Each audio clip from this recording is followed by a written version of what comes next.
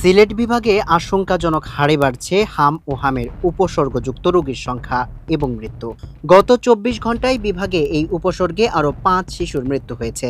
এর মধ্যে সুনামগঞ্জের ৩ জন এবং সিলেট ও হবিগঞ্জে ১ জন করে রয়েছে। এ নিয়ে বিভাগে মোট মৃতের সংখ্যা দাঁড়িয়েছে ৪৭ জনে। বিভাগীয় স্বাস্থ্য পরিচালকের কার্যালয় সূত্রে জানা গেছে, মৃত শিশুরা সিলেট ওসমানী মেডিকেল, শহীদ শামসুদ্দিন আহমদ এবং সুনামগঞ্জ সদর হাসপাতালে চিকিৎসাধীন ছিল। এদিকে নতুন করে আরও ৭৪ জন রোগী হাসপাতালে ভর্তি হওয়ায় বর্তমানে মোট চিকিৎসাধীন রোগীর সংখ্যা দাঁড়িয়েছে ২৮৩ জনে।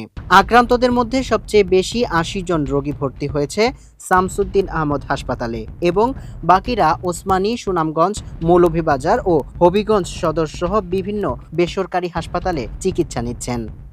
সামিউল ইসলাম, মানবকণ্ঠ।